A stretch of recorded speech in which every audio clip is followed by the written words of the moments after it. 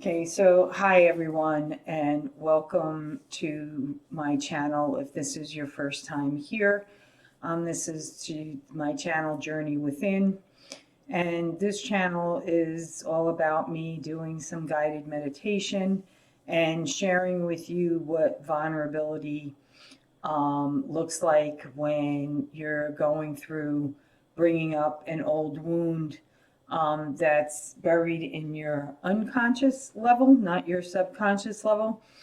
And if this is your first time on my channel, I suggest that you go back and you do the guided meditation with where I guided my people to sit with your higher self, sitting in front of a mirror, looking at your reflection. So if you haven't done that guided meditation, I suggest that you save this to a watch later folder and do that meditation first, and then wait a couple of days and come back and watch this video, okay?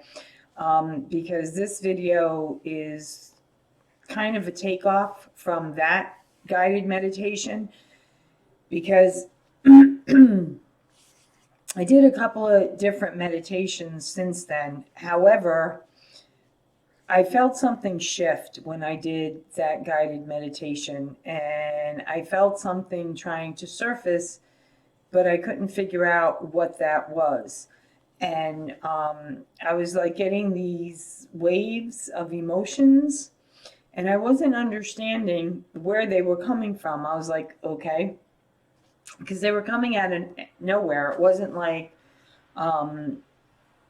someone, like verbally attacked me and hurt my feelings, or, there was a loss of a loved one. No, it was just like these emotions were just coming out of nowhere. And that's how it happens, sometimes. And so I sat with it, and, I kept asking, what is this that's trying to come up to the surface? What is this that I'm not seeing? So I did some work with a friend of mine, some EFT tapping. He is certified and he has to do so many cases. And so I asked him, I said to him, hey, can you do one with me, via, video? And he said, yeah, no problem. And so we started, talking, and, I was kind of wishy-washy at first. I was kind of like, well, I've been feeling this. I don't really understand why. Maybe it's related to that.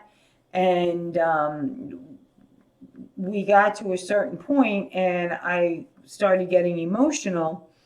And I thought I had realized what the problem was. So I kind of shut the emotions down at the moment. But I didn't see it as that, because I did start crying. So I felt that I had released, or brought to the surface what that wound was. And I thought it stemmed regarding the men in my past relationships. However, it did and it didn't. And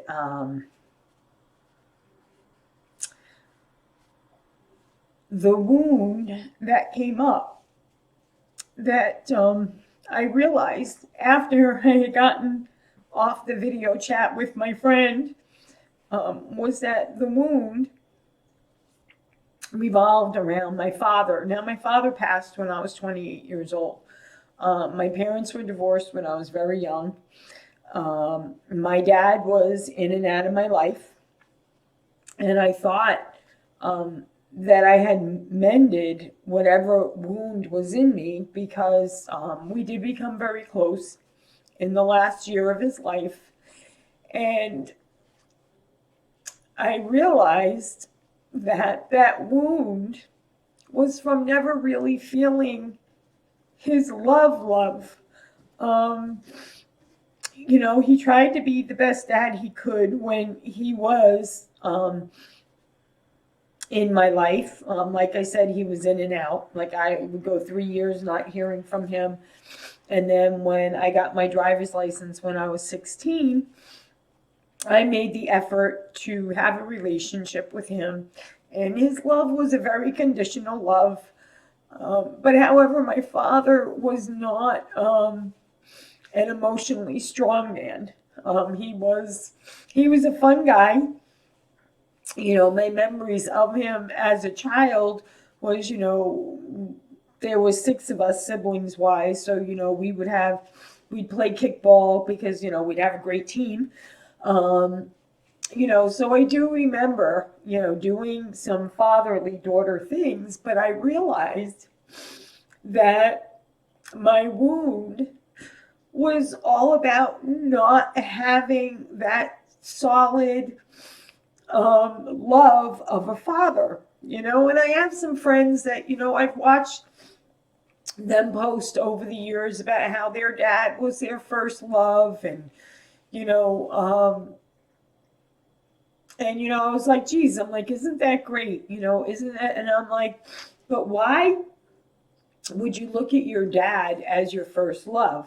Because when I look at a first love, I think of it relationship wise, right? I mean, I don't know. That's just me because I didn't have that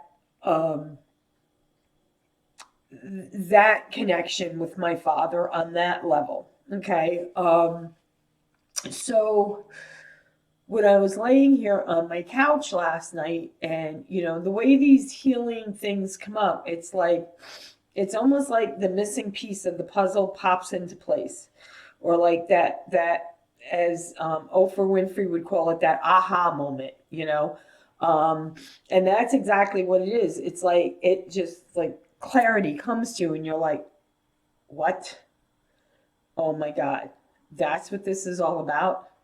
It's all about the um, wound of not having my father in my life. So once I realized that, and I pulled myself back, because that's what you do when these things come up. You allow them to come up, you feel them, you allow yourself to feel the emotions from them, because you can't heal it until you allow yourself to feel this emotion that comes with part of the healing. This is part of the process, is allowing yourself to feel that pain. So I laid here last night, and this is my Tallulah. She always comes to Mama when she sees that I'm upset. She comes to give me love and strength. So anyway, so this video is all about the vulnerability of allowing yourself to feel the pain and to allow yourself to heal that wound. So when I looked at it, and I was like, okay, so this wound is all about my dad, and not having that true father-daughter love connection. I mean, I knew he loved me, and he knew I loved him, but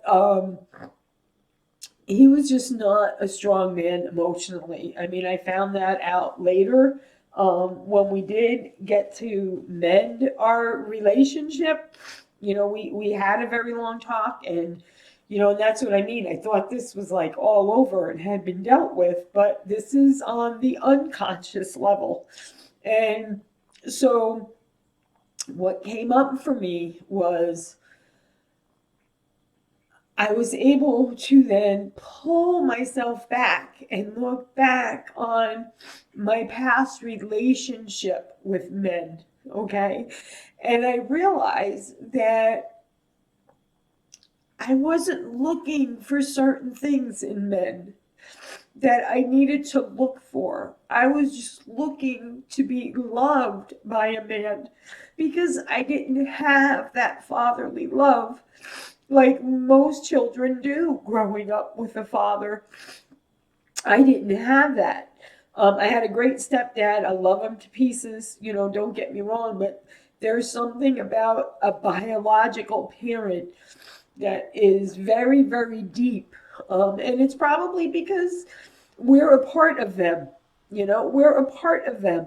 So when, and a year ago, I dealt with a whole wound, well, a year ago, like 8 months ago, I guess it is, a whole wound revolving my mom and abandonment. And so when this came up last night, I was like, what? I'm like, I'm like, are you kidding me?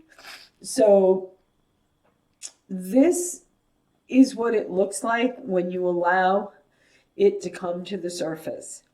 And when it comes to the surface and you allow yourself to feel the pain and sit with it, okay? Like I did last night, like I'm sharing with you now. And I'm sharing this in hopes that others of you will become brave and will do this journey within, and take the time to do the meditation, take the time to allow what's on the unconscious level to come to the surface, so that you can heal that wound. Because now that I pulled myself back and I realized, each man I had a committed relationship with was better than the previous man. So I, obviously have learned from each one of those relationships. And I've only had three, real committed relationship with three men. However, like I said, each one improved from the previous one, but I still got involved with emotionally unattached men. And my dad was an emotionally unattached man. So, the saying goes, that men look or don't realize that they, marry, they look for a woman that reminds, that subconsciously or on an unconscious level reminds them of their mom. Well, women, or at least this woman, okay, did that. Except the men that I got involved with that weren't emotionally available men, the first one was very emotionally and mentally abusive. My dad was not that. He was just not emotionally available. He was unavailable emotionally unavailable. The second man I was involved with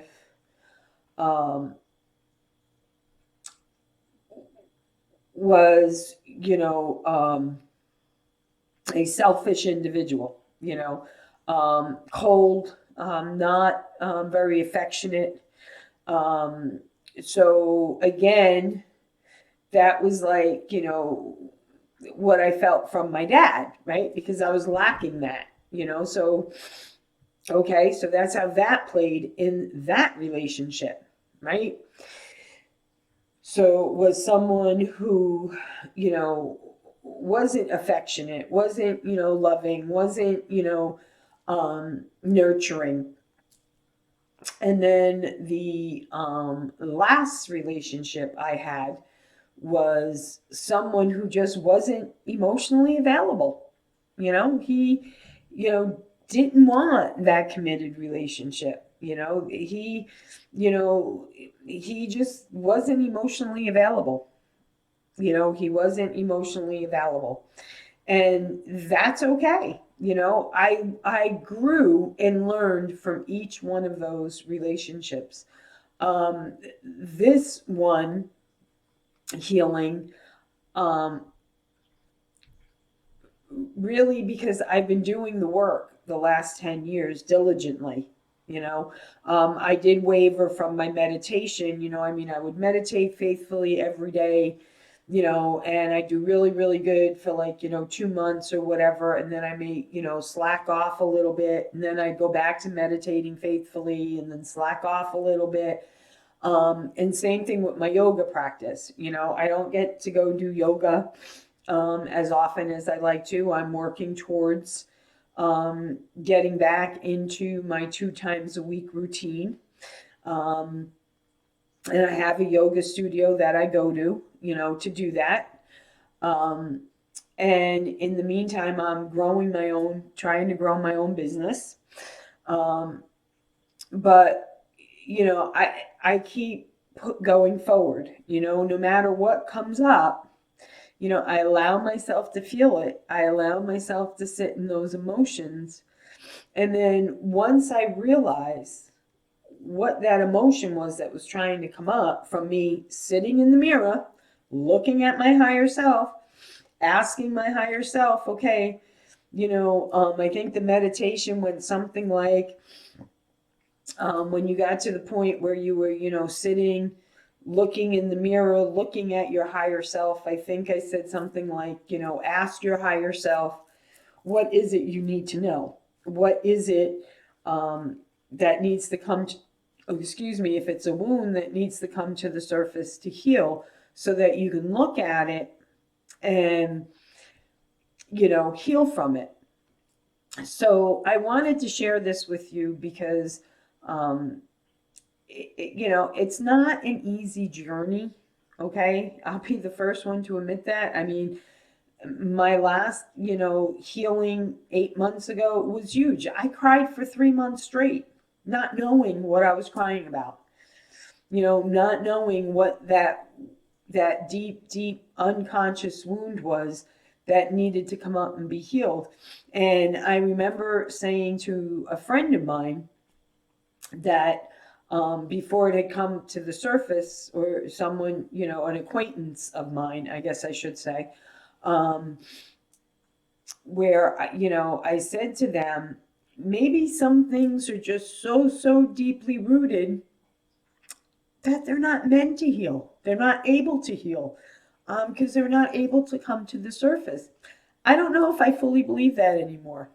Because I was able to bring some things that were on the unconscious level through doing meditation, through doing visualizations of sitting with myself, looking in the mirror, talking to my higher self, asking my higher self to bring that to my attention, to the surface that needed to, be felt and healed so that I could pull myself back from it, right?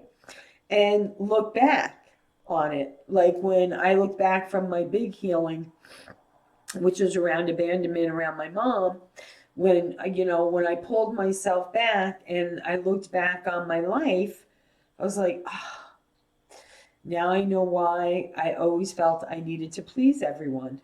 Because as long as I made everyone happy, I wouldn't give them a reason to abandon me.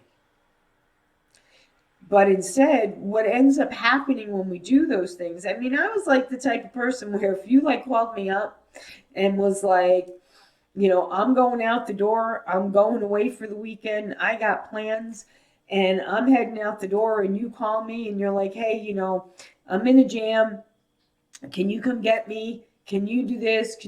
I would be like, yeah, just give me a few minutes. I would call the person I'm supposed to be going to see, and I'd be like, hey, I'm gonna be late, or I'm gonna come up early in the morning instead, because I didn't ever want to say no to anybody, because as long as I always did for everybody, then I was making them happy, and if I was making them happy, then they wouldn't abandon me. Make sense?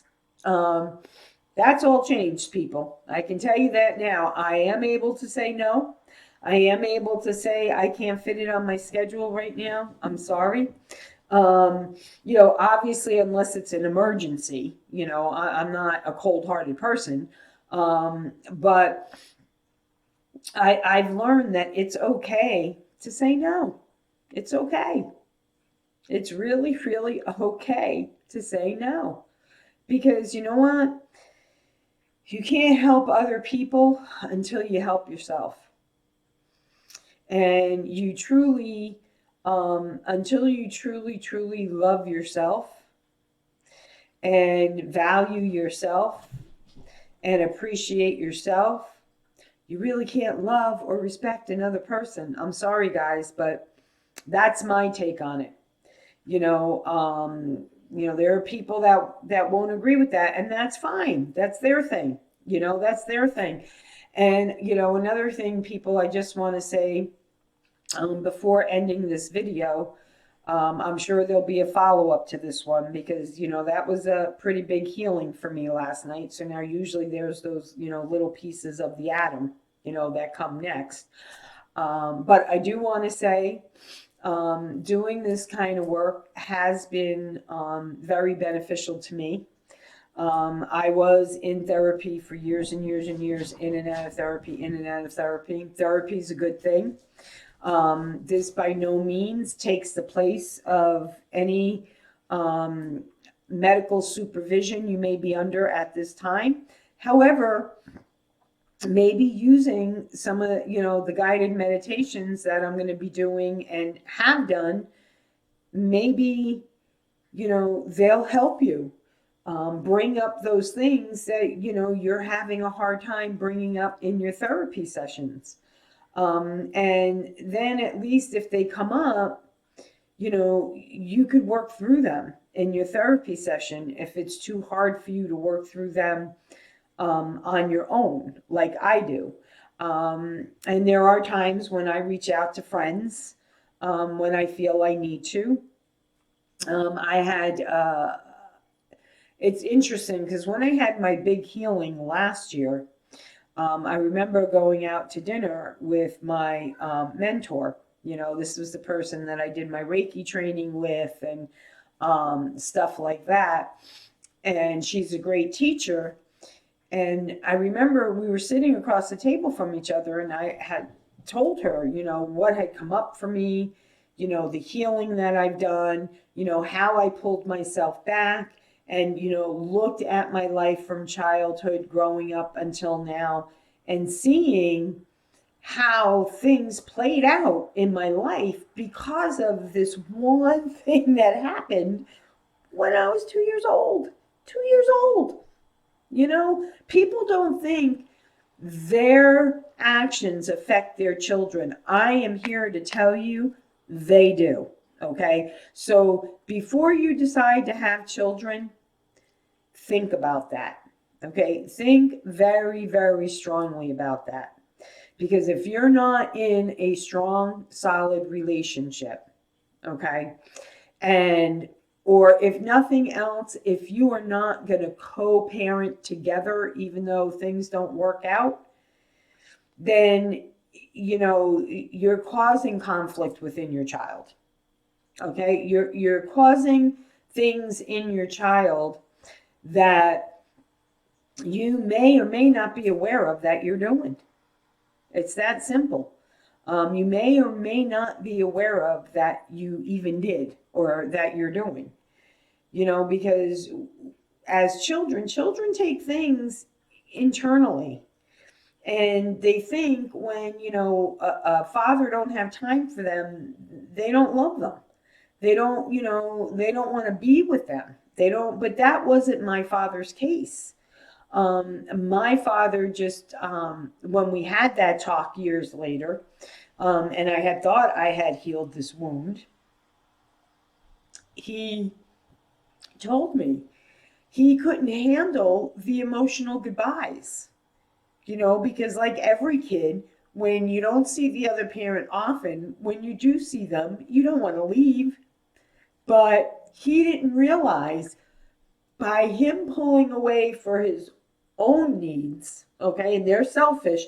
When you put yourself before your children, okay, when they're young, I'm not talking about when they're adults, okay, because when they're adults and they're out on their own, you know what? It's fair game at that point.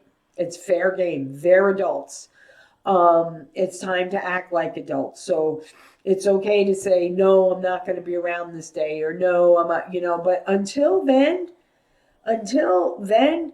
guess what? you gotta be selfless, okay? Selfless, not selfish, selfless, okay?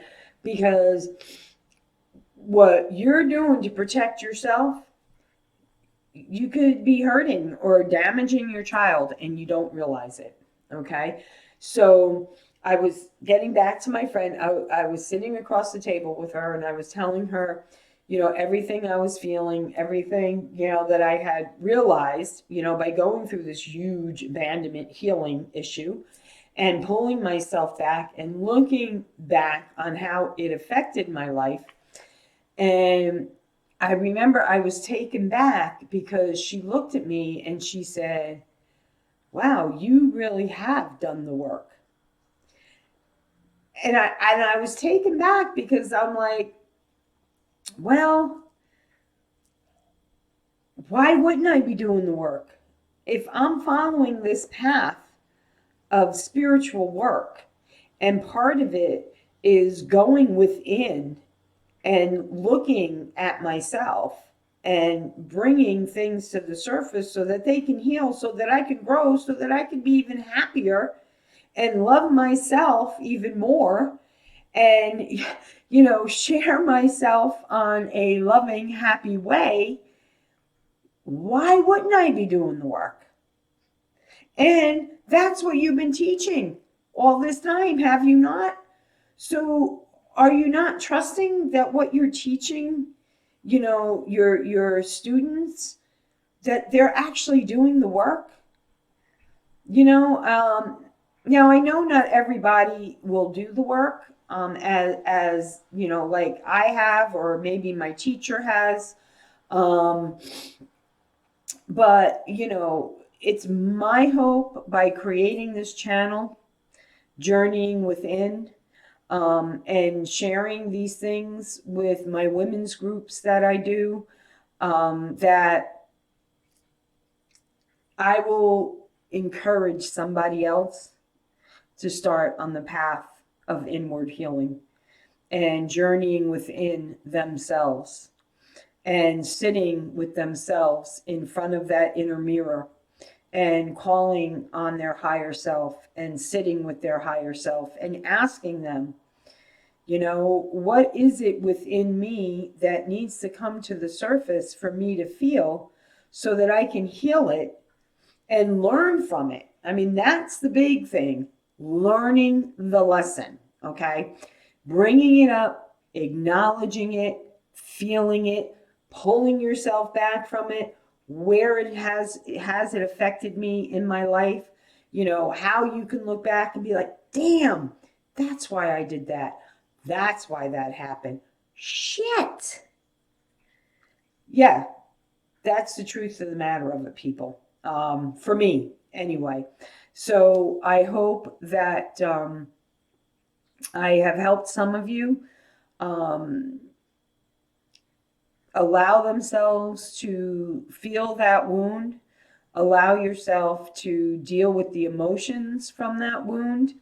And, like I said, I'm sure there's going to be more that's going to come up for me. And as it does, I promise I will make more of these videos and I will share those healing moments with you because it is my hope to bring the courage and the love and the light and the blessings to others so that they could start on their path to journeying within and looking at what needs to come up and heal for them as well. So also check out my other channel, which is Love, Light, and Blessings, because I am also a psychic medium, a shamanic practitioner, and a Reiki Master Teacher. And I do have a website called Rainbow Healing with Love, which tells you, all the things I have to offer. And also check out my Love, Light, and Blessings channel. That is the channel that I do intuitive reading for the signs. I did like 6 signs for November that I'm going to be uploading either later tonight or first thing tomorrow morning, along with this video called Taking a Look at vulnerability and a wound. Okay, so thank you guys so much for hanging in there with me, believing in me. Please comment below if you got anything out of this video.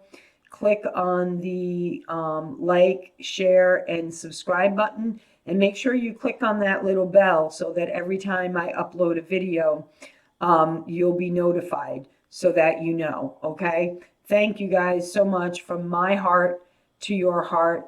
Namaste.